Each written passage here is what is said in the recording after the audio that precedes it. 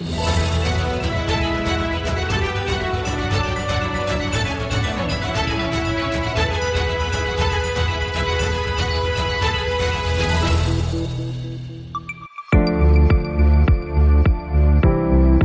días amigos, buenos días amigas, estamos nuevamente aquí, ahora en otro programa, en un especial Radio Voz Andina Internacional.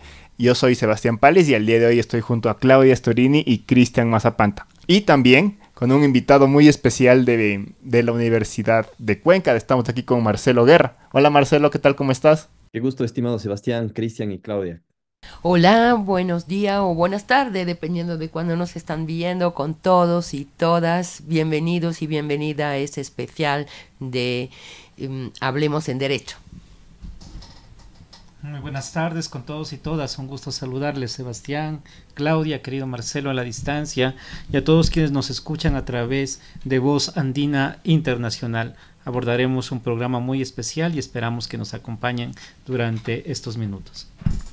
El día de hoy vamos a hablar sobre el referéndum de la consulta popular que se va a realizar el día 21 de abril de 2024 y específicamente de la pregunta casillero C.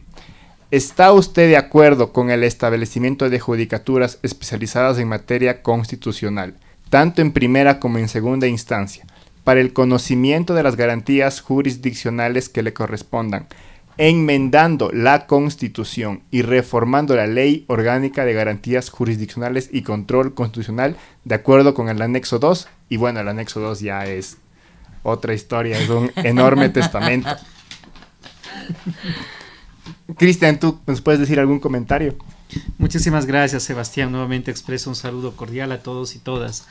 Bueno, creo que esta problemática relacionada con las garantías jurisdiccionales y el advenimiento de jueces especializados en materia constitucional es un tema que ha venido rondando justamente durante mucho tiempo dentro del Ecuador. Se ha hablado mucho respecto a esta temática, se ha mencionado que en muchas ocasiones la ordinarización de las garantías jurisdiccionales, los abusos por parte de algunos operadores de justicia se debe precisamente a que no existe una judicatura especializada en materia constitucional. Y de hecho, por lo menos desde mi punto de vista, yo me atrevo y me permito decirlo con toda solvencia, de que esto más bien involucra una falacia. ¿Por qué? Porque desde una perspectiva objetiva nosotros podemos observar que de todo el universo de procesos que se ventilan dentro de las distintas judicaturas del país, los procesos de garantías jurisdiccionales involucran un mínimo porcentaje, en primer lugar. Y a partir de ello, pues, podemos observar que al igual que existen malos operadores de justicia en distintas materias, ¿no?, como la civil, la penal, la laboral, el tránsito, inquilinato, contenciosos, etcétera, etcétera, obviamente también existen malos funcionarios y operadores de justicia en materia constitucional.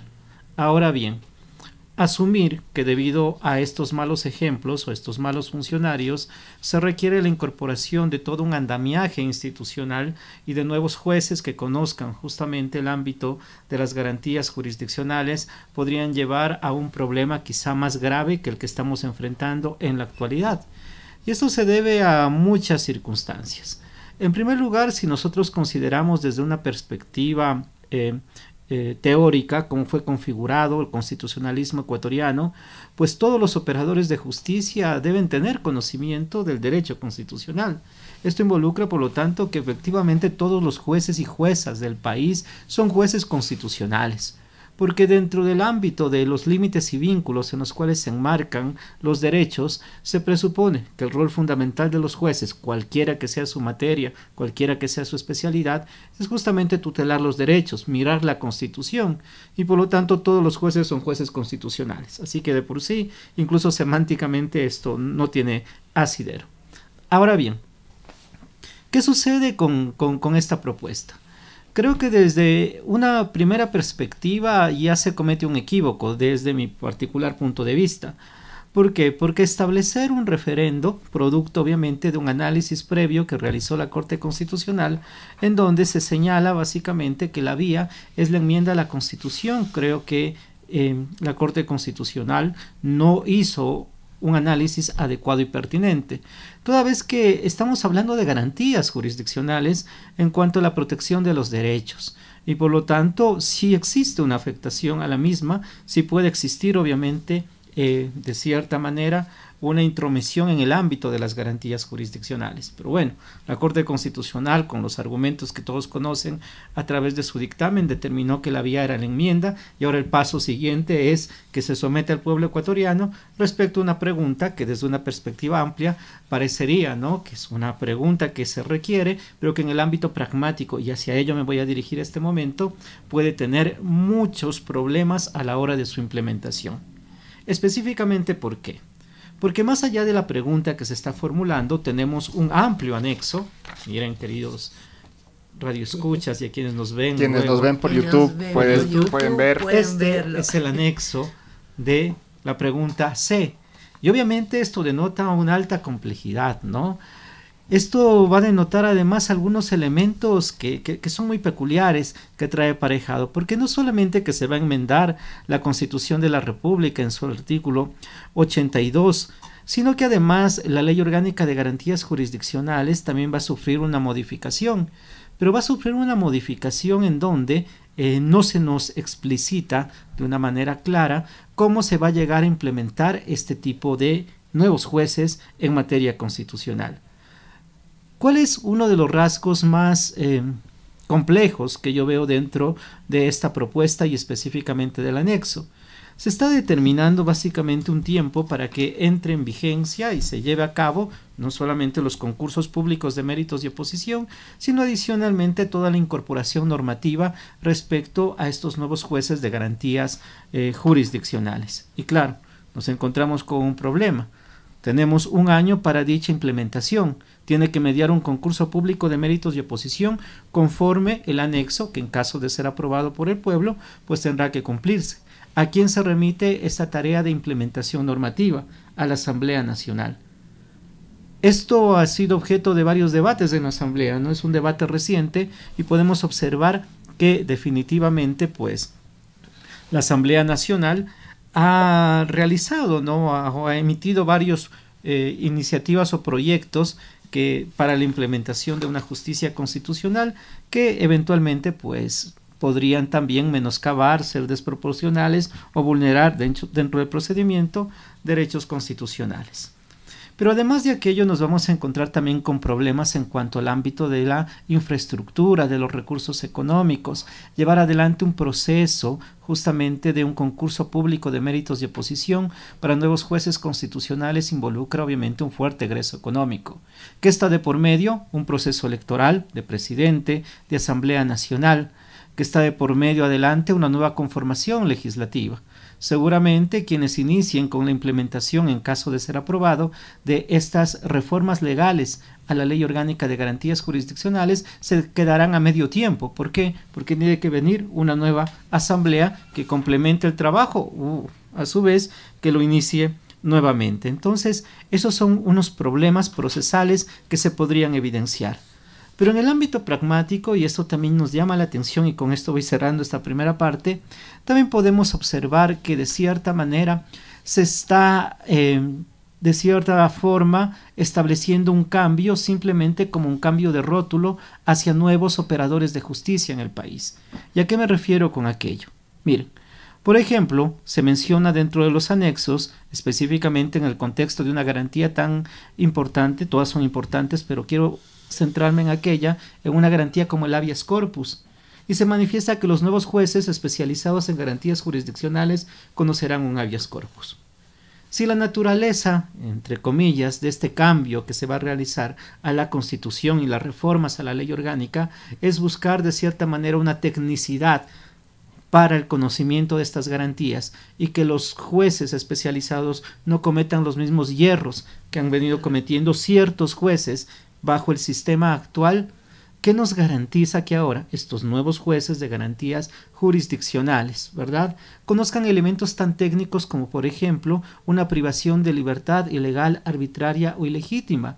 Lo mínimo que se puede requerir es que las personas que día a día manejan esta temática, que son jueces obviamente en el ámbito penal o en el caso de un habeas corpus correctivo, por ejemplo, jueces de garantías penitenciarias, tengan esa experticia para saber en dónde está la violación a un derecho constitucional y puedan incluso establecer las medidas de reparación que tiendan a ser más idóneas para la protección de los derechos. Y pongo este ejemplo de habeas corpus porque tal como está configurado, por lo menos este anexo, parecería que por arte de magia vamos a designar nuevos jueces de garantías constitucionales y que a partir de ello pues automáticamente van a conocer cada una de las particularidades que tienen las garantías jurisdiccionales en nuestro país, cuando sabemos que por su alta complejidad no solamente se necesita obviamente tener ciertos parámetros o requisitos formales, sino tener una experiencia, un bagaje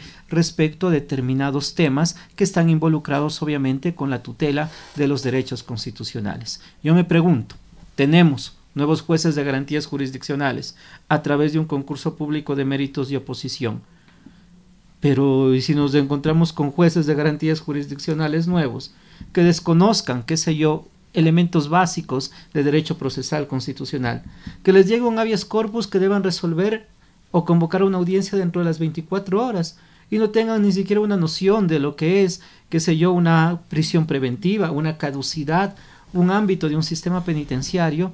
Tal vez el remedio va a terminar siendo más pernicioso que obviamente la enfermedad que estamos viviendo en la actualidad. Creo que esto involucra no un cambio de rótulo, sino realmente un proceso profundo de análisis tendientes a establecer si es que aquello será o no un mecanismo eficaz para lograr obviamente una tutela judicial efectiva. Muchas gracias, Cris, por tus aportes. Creo que son muy valiosos. En este momento, Marcelo nos va a dar su opinión. Nuevamente un saludo, estimada Claudia, estimado Cristian, qué gusto compartir con ustedes, estimado Sebastián, con todas y todos quienes nos escuchan y nos verán a través de los diferentes medios.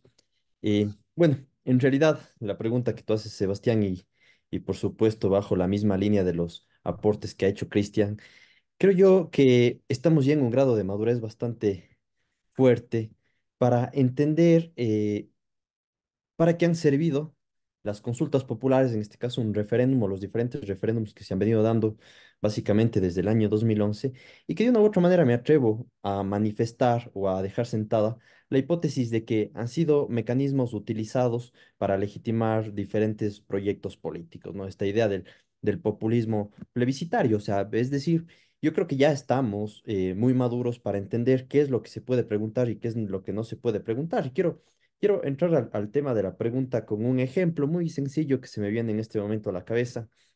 Imaginemos, por ejemplo, que todos los que estamos aquí contratamos un ingeniero estructural, ¿no es cierto? Porque la casa está con fallas en los pilares, efectivamente está cayéndose un poco, ¿no es cierto? Tiene algunas situaciones que podrían hacer que la casa colapse y uno contrata un ingeniero un estructural para que revise todos los pilares y con todas las planificaciones técnicas sepa qué tipo de hierro va a utilizar, en qué medidas va a utilizar, qué tamaños va a utilizar, entre otras cuestiones más.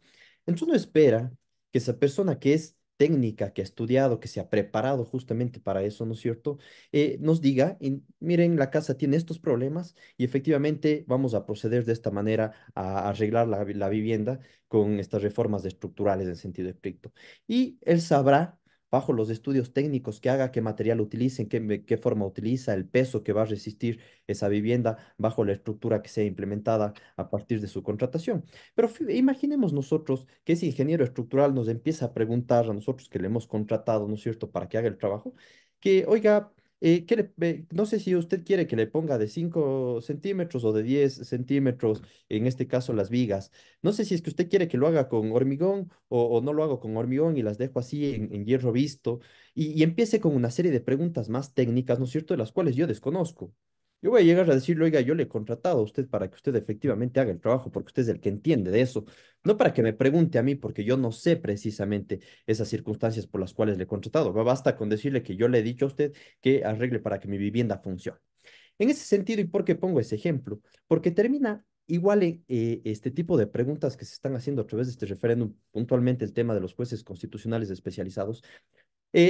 Se entiende que hay atrás un bagaje técnico, un bagaje de autoridades representativas que están asesoradas técnicamente y que entienden cómo funciona el sistema. Hasta incluso muchos de aquellos desde la academia han contribuido justamente a la creación de este modelo del Estado constitucional de derechos y justicia. Pero si es que nosotros vamos a ponernos a preguntarle, en este caso al pueblo ecuatoriano, cuestiones tan técnicas, insisto, como el ejemplo que yo he manifestado, como, oiga, quiere viga de 5 centímetros o de 10 centímetros, que termina siendo lo que nos están preguntando ahora, ¿no es cierto? Cuestiones que probablemente ni siquiera entiende la gente, como el tema de los jueces constitucionales especializados. No tiene sentido que yo haya colocado una persona para que me represente desde la democracia representativa y a su vez con los asesores que se esté nutriendo ese representante del pueblo, ¿no es cierto? Porque en realidad me está preguntando todo a mí. Y esa circunstancia no es como tendría que funcionar el sistema. Ahora bien, y justamente lo decía Cristian, fijémonos nosotros en la pregunta, probablemente sencilla, pero la mayoría de la gente que ni siquiera tiene conocimientos técnicos especializados la va a poder resolver o la va a poder entender siquiera. Una reforma al artículo 86 de la Constitución, agregar una palabra ahí en vez de cualquier juez, jueces constitucionales especializados en primera instancia, agregar jueces constitucionalizados especializados de corte provincial y por ahí también ponen alguna cuestión de que serán sancionados aquellos jueces que admitan garantías jurisdiccionales para las cuales no sean competentes, ¿no? Entonces, parecería sencillo, pero cuando me voy a los anexos y en los anexos empiezo a observar una serie de elementos técnicos, como por ejemplo en el tema del habeas corpus. Oiga, en los casos de prisión preventiva, la competencia de los jueces de habeas corpus será de esta manera. Un juez, una privación de la libertad emitida por un juez de primer nivel será conocida por los jueces especializados en materia constitucional. Si es que es emitida por los jueces de la Corte Provincial, será conocida por los jueces especializados de la Corte Provincial. Si es que es emitida por la Corte Provincial, será conocida en este caso si es que es la apelación de estos casos, será conocida por el presidente de la Corte Nacional y demás puntualizaciones que son sumamente técnicas y que le estamos preguntando en este caso al pueblo. Ahora, ¿qué es lo que pasa con esto y qué es lo que me preocupa? Si es que me he dado más o menos a entender con este ejemplo y quiero entrar con este aporte a complementar lo que decía Cristian, es que este tipo de preguntas, sí, que no se deberían hacer desde a mi criterio, generan irresponsabilidad por parte del Estado, porque en el ejemplo que yo les estaba poniendo de cuando contrato al ingeniero estructural, ¿no es cierto? Si es que se cae la casa, el ingeniero estructural va a decir, pero usted mismo me dijo que ponga de 5 centímetros, pues, y se cayó la casa, es su culpa. Lo mismo pasa acá. Si es que colapsa el sistema, si es que resultado de estas reformas que se pretenden hacer, más las reformas infraconstitucionales a la ley que vienen aparejadas y que las desconocemos un tanto, ¿no es cierto? Si es que resultado de esto se genera un colapso del sistema, violación masiva de derechos, una justicia tasada, un retroceso en sentido estricto, luego posteriormente yo voy a poder decir, pues, oiga, yo no soy el responsable, yo le consulté a usted, así que por lo tanto contra mí no se venga, ustedes mismos fueron los que me autorizaron jueces especializados constitucionales. Ahora, que no sirve y que esto haya sido un retroceso y que se haya frenado la constitucionalización del ordenamiento, que la irradiación de la constitución en todo el ordenamiento jurídico y en la justicia, bueno, es su culpa. Y resultado de aquello, el juez, el Estado ni siquiera va a poder repetir o culpar a aquellos funcionarios que de una u otra manera fueron los que propiciaron esto, insisto. Entonces, este tema de estas consultas, así, de esta manera tan irresponsable, diría yo, además de una u otra manera genera que quienes las están haciendo se blinden con un escudo para que posteriormente en un futuro no puedan siquiera ser responsabilizadas por las consecuencias de estas situaciones. Insisto, porque pasa lo mismo que con el ingeniero estructural. Ahora bien, aquí hay algunas cuestiones y también con esto quiero ir terminando en esta apertura a la primera pregunta que ha lanzado Sebastián, ¿no es cierto? Es la siguiente. Eh, la principal base para hacer esta pregunta, recordemos una cuestión adicional, ¿no? Esta pregunta entró posteriormente, es decir, hubo un primer paquete y luego le criticaron al presidente de la República y el presidente de la República, en función de esas críticas, dijo, ya, también voy a poner estas cosas que me han sugerido. Y entró el tema de los jueces constitucionales especializados, ¿sí?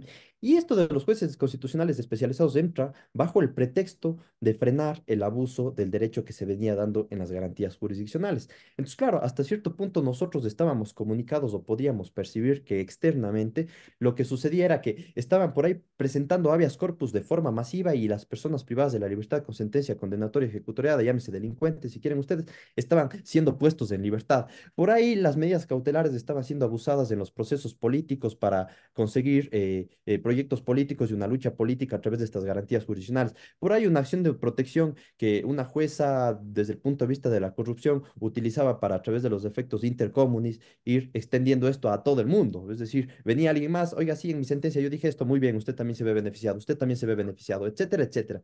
Y eso nosotros empezamos a ver proyectado, y esto es muy importante en redes sociales, y por esto los medios de comunicación hay que observarlos justamente con pinzas. Nosotros empezamos a ver en Instagram, en Facebook, en Twitter, hoy X, ¿no es cierto? Y otras redes sociales más, que efectivamente las garantías se venían abusando masivamente, pero en realidad lo que pasaban es que esos casos mediáticos, desde el punto de vista comunicacional, eran los que se lograban percibir. Claro, uno no percibe el caso de la garantía jurisdiccional presentada por la persona en realidad que no tiene recursos y que sí le estaba poniendo un freno al poder, y que son la mayoría de casos en los cuales se ha presentado de esa manera.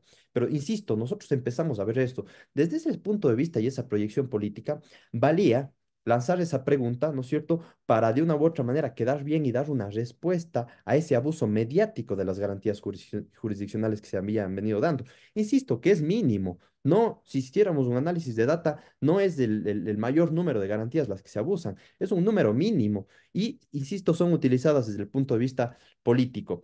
Entonces, en este sentido, la principal base, introducción, si quieren ustedes, para hacer esta pregunta, es el abuso de las garantías jurisdiccionales. Si bien la Corte Constitucional quitó ese considerando de la pregunta, pero los principales considerandos se referían al abuso de las garantías jurisdiccionales. Ahora, cuando ustedes leen las preguntas, única y exclusivamente encuentran el considerando respecto del tema de que los juzgados o los jueces ordinarios están en este momento colapsados, ¿no es cierto? Y que porque están colapsados es indispensable que lleguen los jueces especializados en materia constitucional, pero en medio del asunto era el abuso de las garantías.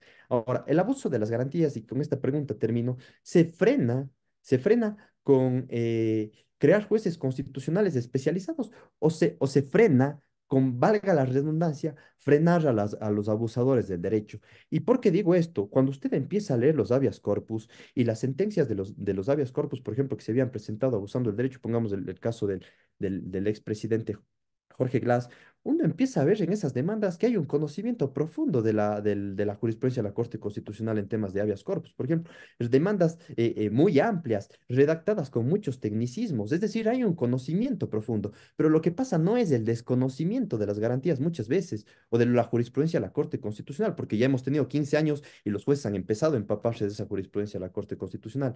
Lo que sucede más bien es que estoy utilizando técnicamente esos instrumentos para la conveniencia política en determinados asuntos. Y ojo, por lo tanto, hasta cuando uno veía las demandas estaban técnicamente redactadas, las sentencias también, algunas utilizaban tecnicismo para construirlas, pero el asunto que iba de por medio era el tema de corrupción. Entonces no se trataba de que yo iba a leer la demanda que esté bien hecha o mal hecha. La demanda tenía que estar bien hecha, la sentencia tenía que estar bien argumentada, pero de por medio estaba un tema de corrupción. Es decir, ni siquiera sabíamos si es que las demandas los hacían los propios abogados que presentaban o contrataban gente especializada para que las haga. Ni siquiera sabíamos si esas sentencias las hacían los propios jueces o juezas que abusaban del derecho o contrataban gente especializada para que las haga. Es decir, tratando de estirar hasta donde se pueda, a conveniencia, justamente el desarrollo que ya se había dado respecto a estas garantías jurisdiccionales. Entonces, el tema no pasa por desconocimiento, quizás, para crear jueces y juezas especializados en materia constitucional, sino pasa exclusivamente por temas de corrupción.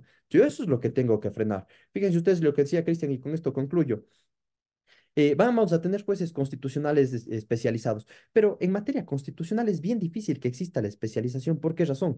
Porque usted va a tener casos en donde el derecho sí sea el derecho al trabajo, pero esto tenga que ver con manejo de derecho laboral ordinario, por ejemplo, en el tema de seguridad jurídica, porque manejo legislación de las empresas públicas, manejo legislación de las empresas privadas, manejo legislación respecto de la Ley Orgánica de Servicio Público y las relaciones de los servidores públicos con el Estado, manejo legislación en temas de salud.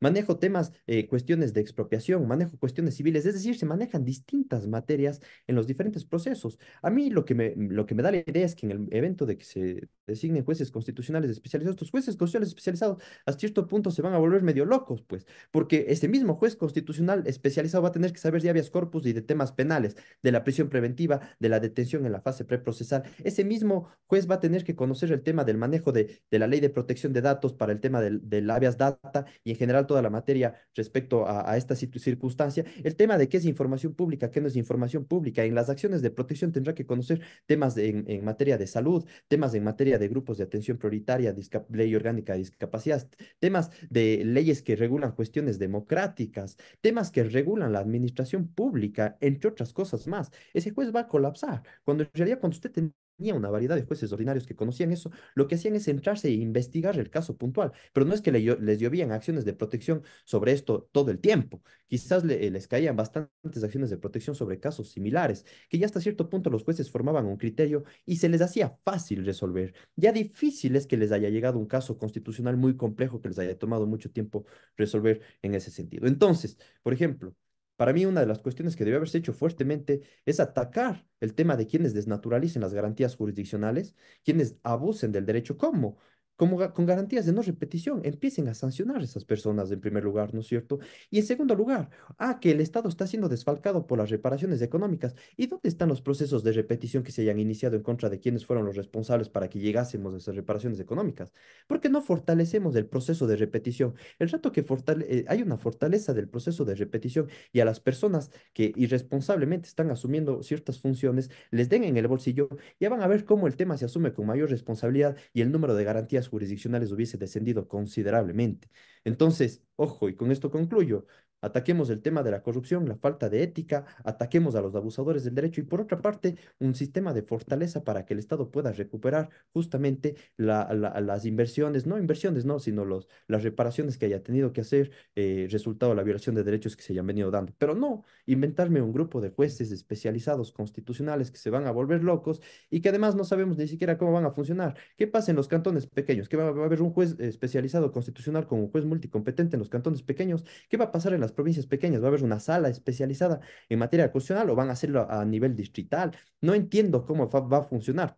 Insisto, en cantones grandes como por ejemplo en Quito, que tendrán 3, 4, 5 unidades especializadas en materia constitucional. Pero si me voy a un cantón pequeño, voy a poner el ejemplo aquí en el caso de a la UCI, o me voy al SICSI, o me voy a Paute. ¿Cuántos jueces constitucionales especializados van a existir? Uno solo. Ese va a colapsar con todas las acciones de protección. Ahí va a tener que conocer de diferentes materias y de diferentes temas. Probablemente unifica un solo criterio y uno ya sepa cómo va a resolver ese juez antes siquiera de presentar la garantía jurisdiccional. Entonces, hay muchas cuestiones que, insisto, generan un retroceso. Vamos a pasar a una justicia constitucional tasada, prototipada, mecánica, si quieren ustedes, y dejar atrás todo ese conocimiento y toda esa irradiación de la Constitución que ya se había dado durante muchísimo tiempo. Yo cuando empecé a estudiar Derecho Constitucional y Procesal Constitucional, nadie mencionaba una sentencia del Tribunal Constitucional. Ahora, en la actualidad, usted ve las escuelas de pregrado, en las escuelas de posgrado, entre los jueces, entre los abogados, empiezan a manejar el tema de la jurisprudencia constitucional. La Corte dijo esto sobre este tema. Mira, apliquemos esto de por acá. Empiezan a consultar el asunto. Es decir, empezamos ya justamente con ese proceso de irradiación de la Constitución, que era el anhelo con ese modelo de Estado constitucional de derecho y justicia. Lo que buscábamos es que el tema y la parte sustantiva y la parte adjetiva del derecho, ¿no es cierto? La violación a derechos y los procesos más bien se extiendan a la esfera ordinaria. Más no, en este caso, seguir manteniendo una esfera ordinaria un tanto mecánica y deshacernos de los procesos de garantías constitucionales. Ojo, quizás en un futuro hubiésemos tenido más bien procesos unificados, que los jueces contenciosos administrativos conozcan también garantías jurisdiccionales, por ejemplo, aumentar más jueces contenciosos administrativos con un proceso informal similar al de las garantías jurisdiccionales. Pero aquí el asunto era generar un buen acceso a la justicia y a su vez una buena tutela por parte del sistema a las personas que en realidad estaban necesitando, pero no eliminar lo que ya habíamos avanzado durante 15 años, estimado Sebastián. Muchas gracias, Marcelo, por todos tus comentarios y ahora vamos a escuchar las palabras de Claudia Storini. Gracias, Sebastián. En primer lugar, yo quiero agradecer a Marcelo Guerra y a Cristian Mazapanta haber aceptado nuestra invitación por estar aquí hoy. Ya se dieron cuenta que los expertos, que la calidad de las personas que tenemos aquí en este programa. Y ya poco me queda por decir, pero yo solo quiero volver a evidenciar algunas cuestiones. ¿Qué se puede preguntar? Es decir, creo que eso es importante, pero también cómo se puede preguntar y en qué momento podemos preguntar a los ciudadanos y a la ciudadana. Esta reforma se plantea en el vacío más absoluto. No tenemos ningún estudio que nos demuestra dónde están los problemas de las garantías constitucionales. Es decir, qué están haciendo mal los jueces, qué pasa, por qué la acción de protección se está abusando de la acción de protección. No tenemos ningún dato y sobre todo ¿en qué medida la creación de unos jueces constitucionales, que como decía Cristian, ya me dirán ustedes, entonces todos los demás jueces no son jueces constitucionales y no obedecen a la Constitución? Este término ya de por sí es equivocado, ¿sí? ¿Qué es un juez constitucional? ¿Qué tiene que saber un juez constitucional? En la Constitución están todos los derechos que se garantizan en primera instancia por parte de los jueces civiles, penales, administrativos.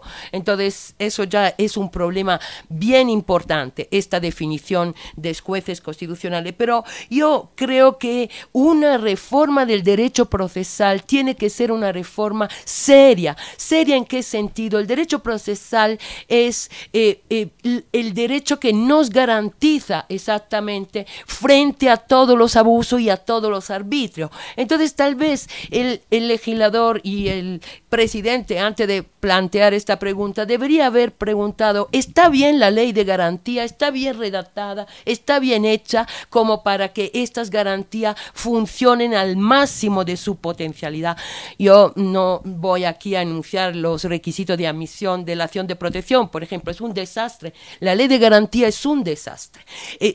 Ha sido hecha a espalda de todos los conocimientos más elementares del derecho procesal. Entonces, tal vez, ¿por qué no hacer un estudio, un análisis de las problemáticas? ¿Cuántas acciones de protección son rechazadas? ¿Hay verdaderamente un abuso? El abuso se está manipulando. Es decir, sentimos que hay abuso porque se está abusando por parte de personas que manejan perfectamente el derecho, están utilizando esta garantía de manera fraudulenta. Eso es lo que habría que preguntar. ¿Cuántas habeas corpus han salvado vida de presos y han ayudado a presos a salvar su vida y a tener y a poder hacer que se respete su derecho a la integridad física, moral y psicológica, por ejemplo? ¿Cómo medimos este abuso, esta falta de efectividad? Solo lo podemos medir frente a un estudio serio de lo que han sido 15 años de aplicación de las garantías constitucionales. Además, creo que en este momento, como decía Marcelo, si nosotros eliminamos, es decir, la competencia, por ejemplo, de los jueces de garantía penitenciaria, el juez de garantía penitenciaria es el único que sabe de este ámbito y además se estableció esto concretamente porque se consideró que los jueces de garantía penitenciaria eran los que mejor podían garantizar. Entonces, toda esta experiencia positiva la estamos tirando a la basura. ¿Sí? Simplemente porque nos hemos inventado que estos jueces constitucionales van a tener una varita mágica y van a resolver todos los problemas que tienen las garantías. Y además, haciendo esto, ¿qué provocamos? Echamos también a la basura 15 años de experiencia de los jueces que más, como decía Marcelo, que han ido adquiriendo, porque poco a poco los jueces sí han ido aprendiendo más de derecho internacional, de derecho en concreto, sobre todo del derecho internacional, de jurisprudencia constitucional, que es fundamental para poder manejar garantía. Ahora, ustedes, si nosotros nos paramos solo a reflexionar y a decir, muy bien, estos jueces constitucionales, además de derecho procesal constitucional, ¿qué deberían saber? Deberían saber de todo, de derecho laboral, de derecho civil, de derecho penal, Todo y todo en qué sentido, desde el nivel internacional, el nivel nacional, la jurisprudencia de la Corte Constitucional, deberían saber también cómo se está manejando las orientaciones internacionales sobre estos temas. ¿Es posible que una sola persona pueda llegar a conocer todo esto, todo este ámbito? Una constitución es enorme, tiene cualquier cantidad de derechos. Entonces, claro, yo creo que hay que buscar una solución, porque, por ejemplo, aún respetando la competencia, por ejemplo, y estableciendo que los jueces laborales pueden ser también jueces de garantía en materia laboral, ¿no? Y así los jueces penales, pero habría ámbitos que se quedarían descubiertos. Por ejemplo, ¿quién resolvería una acción de protección en temas de naturaleza o en temas de medio ambiente? Bueno, sería un poco más complejo, ¿no? Y tal vez no digo que el sistema de garantía no necesite y amerite una reflexión, pero esta reflexión tiene que ser previa para luego comunicar a los ciudadanos y las ciudadanas los resultados de esta reflexión para que puedan decidir de manera inteligenciada, si quieren, sabiendo cuáles son los resultados, cuáles son los problemas. Aquí no sabemos ni siquiera cuáles son exactamente los problemas, dónde están los problemas, cómo se van a implementar, qué va a pasar, no sabemos nada. Y sí, como dice Marcelo, creo que esto sirve simplemente para descargar una responsabilidad. Las garantías jurisdiccionales están creando problemas, entonces ahora que el pueblo decida para que luego mañana el fracaso pueda ser atribuido a la voluntad popular, porque finalmente ellos contestaron que sí a esta pregunta. Y esto claramente, este anexo a la pregunta es completamente insuficiente para regular la creación de estos jueces. ¿Por qué? Porque no hay un diagnóstico previo de los problemas. Los problemas se reflexiona sobre ello y se buscan instrumentos procesales adecuados para poderlo solucionar. Pero no tenemos este paso previo, no sabemos nada respecto de estos problemas. Entonces, estamos experimentando un medicamento sin haberlo patentado. Y este medicamento nos puede matar y puede matar las garantías. Muchas gracias, Claudia. Creo que en este momento, si alguien más tiene algo que decir, si quiere alguien más añadir, pues puede hacerle un par de minutitos, unas reflexiones finales. Una breve ronda entre todos de 2 minutos cada uno para ir cerrando. Muchísimas gracias, querido Sebastián, Claudia, querido Marcelo. Bueno, creo que las reflexiones que hemos realizado en estos minutos son muy interesantes, ¿no? Al final del día, cuando hablamos de la esencia misma de la democracia, involucra una reflexión, involucra un debate, involucra justamente una deliberación para saber lo que nosotros eventualmente vamos a aprobar o no. Cuando eventualmente no se cuenta con estos elementos técnicos, no se difunde aquellos elementos, no se tiene, como bien destacaba Marcelo, la data necesaria para saber cómo realmente y objetivamente están funcionando las garantías, pues al final del día terminamos generando procesos plebiscitarios que distan mucho del objetivo, ¿no? Distan mucho y solamente se convierten en un elemento, un baño de popularidad de quien está realizando las preguntas en un momento determinado. Creo que es importante que nosotros reflexionemos y establezcamos una política jurisdiccional seria, en donde se vean inmersos elementos de presupuesto, de infraestructura, donde se hagan realmente concursos de méritos y se llegan a realizar, obviamente, con criterios técnicos, en donde realmente se generen incentivos, porque ese es otro de los problemas puntuales que vamos a vivir. ¿Quiénes, en caso de ser aprobado, qué personas, qué profesionales del derecho van a ser los que se vean obviamente motivados para ir a estos concursos públicos de méritos y oposición? Si el objetivo es que lleguen obviamente las personas que tengan más, se puede decir, conocimiento técnico respecto a estas garantías jurisdiccionales, en el ámbito pragmático pues se generan, como lo plantea el anexo, más bien desincentivos. ¿Por qué? Porque te terminan diciendo, por ejemplo, que el juez que sea incompetente para conocer estas garantías será sancionado administrativa y penalmente. Y entonces viene una textura abierta. ¿Y cuál va a ser ese juez incompetente? será el juez en razón del territorio, de las personas, de los grados de la materia. Entonces resulta que eventualmente se presenta una acción de garantías jurisdiccionales que está irradiado en todas las disciplinas jurídicas y resulta que se involucra un tema, qué sé yo, de índole laboral por afectación al derecho al trabajo. Y claro, el que perdió el proceso va a terminar diciendo, es que el juez no era competente para conocer porque tenía que irse a la jurisdicción en materia laboral ordinaria. Y entonces, claro, o sea, me pongo ahí un poquito hilando fino, las personas que incluso conociendo del derecho constitucional y del derecho procesal constitucional ven en algunos de estos contenidos del anexo serios riesgos, porque van a decir, bueno, ante una textura tan abierta como la que plantea este anexo, pues el día de mañana me van a iniciar procesos administrativos o incluso procesos penales. ¿Por qué? Porque el que pierde va a decir, usted nunca fue competente para conocer este tipo de acción constitucional. Entonces creo que hay que tomarse en serio el ámbito justamente de un diseño adecuado de lo que es la incorporación, ¿no?, de estos jueces de garantías jurisdiccionales. Creo que hay que aprovechar muchísimo el bagaje, el recorrido y la experiencia que se tiene en determinadas materias, en determinadas disciplinas. El hilo que separa un tema de legalidad de un tema constitucional es muy fino.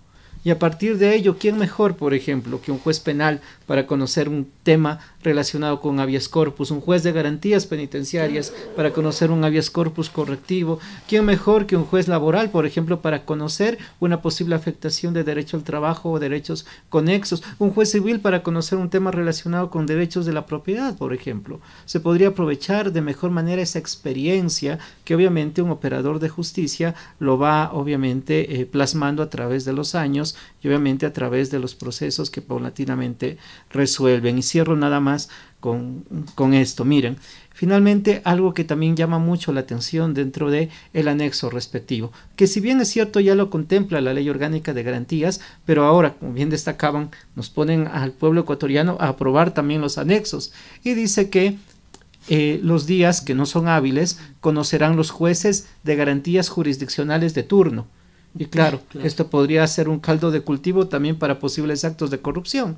¿Por qué? Porque me espero unos días, ¿verdad? Y no presento una acción de protección, por ejemplo, entre semana, y espero para presentarlo ante el juez de turno que esté, que yo sé que va a conocer esta acción. O como decía Marcelo, que va a aparecer en los pequeños cantones. El juez multicompetente que conoce varias materias, ahora le van a poner un juez de garantías jurisdiccionales. Yo creo que no lo harán, porque además hasta presupuestariamente creo que esto va a ser imposible. Entonces terminamos en lo mismo, buscamos especialidad, pero en el ámbito pragmático vamos a seguir de cierta manera con estos elementos satélites, ¿no?, que van a ir surgiendo a la hora de una implementación. Entonces creo que hay que dejar de lado ciertos componentes demagógicos y empezar obviamente a aplicar objetivamente la experticia que tenemos en nuestros jueces constitucionales. Me refiero a jueces, todos jueces constitucionales, porque ese fue el espíritu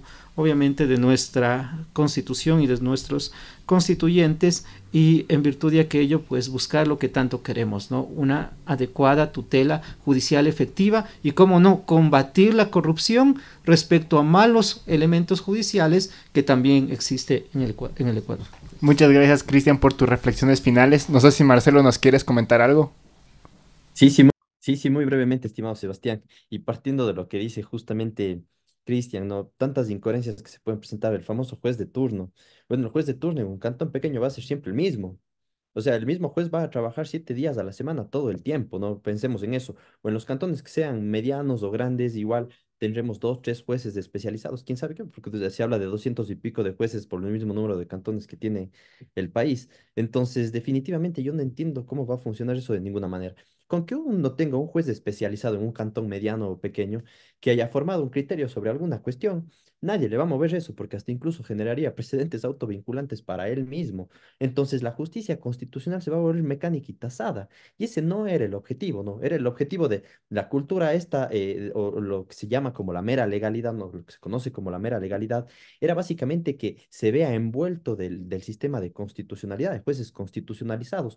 Pero ahora lo que vamos a ver es que más bien esta cultura de la mera legalidad se va a traspolar a un paréntesis que vamos a construir ahí que se llama jueces especializados en materia constitucional constitucional, va a pasar exactamente lo mismo.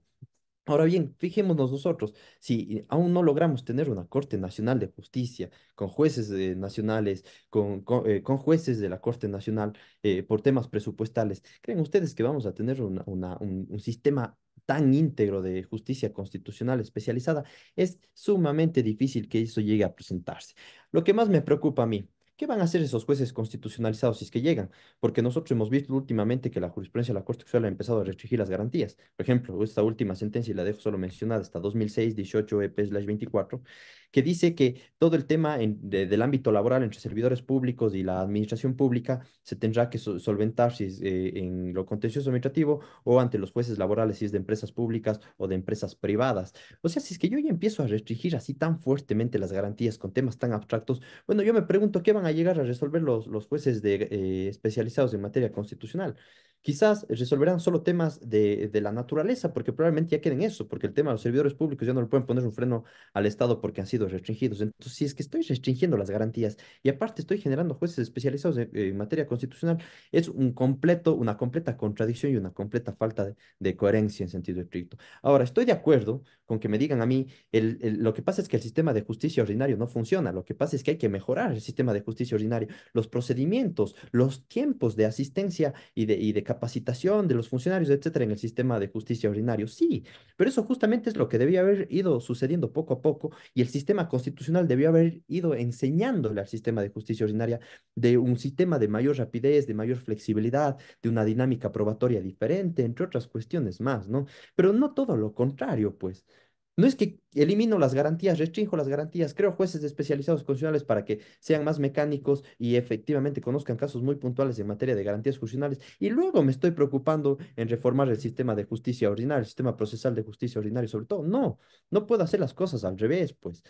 Primero, empiezo a observar esa irradiación de la materia constitucional y los procedimientos constitucionales en todos los procedimientos ordinarios y posteriormente sí voy mejorando esos procedimientos ordinarios al punto incluso en el cual ya no tenga la necesidad de garantías jurisdiccionales, porque probablemente es más rápido presentar una demanda en el contencioso administrativo que presentarla en garantía jurisdiccional y las garantías jurisdiccionales de su aplicación van a bajar completamente. Pero si es que usted le pone a una persona, por ejemplo, que se queda sin trabajo, ¿no es cierto? Que pierde su trabajo, es su sostén de hogar, con eso, cabeza de hogar, con eso se educan sus hijos, con eso se alimentan, etcétera, y le pone a que vaya 3 años de esperar en la justicia constitucional, en la justicia contencioso administrativa, que probablemente hasta incluso le va a costar muchos más recursos, porque desde hacer la citación cuesta dinero en esos temas, ¿no es cierto? Porque no hay una notificación informal con materia de garantías constitucionales. Quiere decir que me estoy comiendo absolutamente todo el sistema. Entonces, claro, tengo que reformar el ordenamiento, el funcionamiento de los procesos ordinarios. Por supuesto que sí, pero lo hago solo después de que tenga una herramienta ágil como son las garantías jurisdiccionales y lo voy haciendo poco a poco. No es que me como las garantías jurisdiccionales y después voy a ir resolviendo el tema de los procedimientos ordinarios. Entonces, esto hay que manejarlo con pinzas y solo dejo esbozado una idea que a mí me parece que podría haberse presentado y que Claudia habló, Cristian también. Si es que le pasáramos un test de proporcionalidad tomándole como una medida tomada esta situación de los jueces constitucionales especializados. Podríamos decir que es constitucional, sí, hasta cierto punto. Es idónea, sirve para garantizar para mejorar las garantías sociales. Podríamos decir a priori que sí, pero es necesaria, es decir, es la menos gravosa. No, de ninguna manera va a pasar ese filtro, es de las medidas más gravosas. Lo que decía Claudia, que ¿por qué no los habeas corpus a los jueces penales? Aumento jueces penales y les mando los habeas corpus a los jueces penales. En materia, cuando se trata de sentencias condenatorias y ejecutorias, que sigan conociendo los jueces de garantías penitenciarias. Así es que son garantías jurisdiccionales en conflictos laborales en el sector privado y en las empresas públicas. Que esto conozcan los jueces del trabajo, entonces este tipo de acciones de protección y aumento jueces laborales para que tengan una mayor carga una mayor posibilidad de despacho de esas acciones. En el tema de los conflictos entre los trabajadores del sector público con la administración pública, que conozca entonces eso, la justicia contencioso administrativa a través de esas garantías funcionales. Podría haber tomado una serie de medidas distintas que hubiesen mejorado el sistema radicalmente, insisto, pero no por un tema de personas con pocos valores, con poca ética, metidos en el tema de la corrupción, utilizando el derecho para fines políticos, que yo les llamo los abusadores del derecho, no por esos abusadores del derecho yo le voy a restringir completamente a la única herramienta que tienen las personas, porque las garantías sociales es la única herramienta que lograron observar y visibilizar para ponerle un freno al Estado. ¿Por qué razón? Porque eran informales, porque podían acudir donde un abogado gratuito que las planteaba y muchas de las veces se demoraba poco tiempo para que sus derechos constitucionales sean reparados. Era la única herramienta que empezó a ponerle un freno al poder y que las personas empezaron a ver que en realidad había justicia. En este momento usted mándeles de nuevo a esas personas a que pasen 2, 3, 4 años en un proceso ordinario, es imposible que esto llegue a darse. Por lo tanto, si es que queremos una justicia adecuada, ataquemos el tema de la ética desde las propias escuelas de derecho, desde cómo están asumiendo los funcionarios públicos sus responsabilidades, desde qué estamos haciendo a las abogadas y los abogados en el ejercicio de la profesión, porque también vimos que hemos sido un puente y un foco de contaminación de todo el sistema, con las juezas y jueces en general, todo el sistema va a colapsar. Insisto, no le quitemos la única herramienta a las personas que tienen para poder defenderse sobre pretexto de unos cuantos abusadores del derecho. Muchas gracias, Marcelo. Claudia, unos últimos comentarios. Sí, gracias. Es un problema de ética. Y es un problema de ética también si lo miramos desde el punto de vista de la democracia. La participación directa de los ciudadanos, los referéndums, las consultas, son un instrumento fundamental en una democracia. Son un instrumento que los ciudadanos y ciudadanas tienen en su mano para poder rechazar, para poder empujar, para poder decidir y sustituirse en casos excepcionales a los poderes constituidos. Pero no tenemos que confundir cuáles son los deberes del poder constituido, que no tiene que rebotar al pueblo a través de una consulta, y cuáles son las cuestiones verdaderamente fundamentales que se pueden preguntar a los ciudadanos y ciudadanas. Normalmente se utilizan estos instrumentos cuando hay una fractura social respecto de algunos temas, cuando hay que volver a una convivencia pacífica, buscar una decisión que pueda solucionar algunos problemas fundamentales en la sociedad y en el país y en el ordenamiento jurídico. Ahora, yo creo que lamentablemente la praxis ecuatoriana ha sido una praxis que ha ido, digamos, desvirtuando esta potencialidad. Y eso ha sido culpa bien de los gobiernos que han ido utilizando, como ya hemos dicho, con otras finalidades estas consultas, pero también en parte de la Corte Constitucional, porque yo creo que en algún momento sí dijo claramente que tenía que ser un tema de interés, una pregunta sencilla. ¿Dónde está la sencillez que la misma Corte Constitucional nos pide en estas preguntas? Yo no veo dónde está la sencillez, y sin embargo han sido aprobadas, ¿no? Entonces creo que aquí hay como una serie de factores también en este caso, en el caso de la hiperutilización de los referéndums, consulta, que intentan de alguna manera manipular la sociedad civil, los ciudadanos y la ciudadana. Y por lo tanto creo que también esta es una cuestión ética. Éticamente nosotros tenemos que plantear preguntas sencillas realmente, que puedan incidir profundamente y sobre todo que sean aspectos que intenta resolver un problema del que todos y todas tenemos conocimiento. Ahora, yo creo que mucha gente ni sabía que la justicia, que en las garantías hay un abuso de garantía. Entonces, expliquemos qué es este abuso, expliquemos por qué no funcionan, expliquemos muchas cosas antes de preguntarle a las personas, y sobre todo antes de que digamos, carguen la responsabilidad de haber querido unos jueces constitucionales que representan un gasto inmenso por el Estado en un momento en que el Estado no tiene recursos, y sobre todo en el momento en que el Estado no puede responder a la justicia ordinaria porque no tiene bastantes jueces, y donde no tiene una Corte Nacional todavía constituida, en un momento en el que ni siquiera económicamente debería ser planteable esta reforma. Creo creo que hay muchos espacios, como bien han dicho mis compañeros, en los que el Estado podría invertir en el sistema de justicia para ajustarlo, para que la justicia también del día a día de los jueces ordinarios sea una justicia efectiva y pueda llegar a todo. Por lo tanto, bueno, aquí les dejamos todas estas observaciones. Piensen bien antes de votar este domingo y ojalá podamos evitar la creación de estos jueces constitucionales. Bueno, muchas gracias Cristian, muchas gracias Claudia y muchas gracias Marcelo por acompañarnos el día de hoy. Y muchas gracias a ustedes, nuestros radioescuchas. Les recordamos que el programa Hablemos en Derecho se emite los días martes a las 10 de la mañana. Fuimos Marcelo Guerra, Cristian Ozapanta, Claudia Storini y Sebastián Palis. Muchas gracias y un abrazo a todos.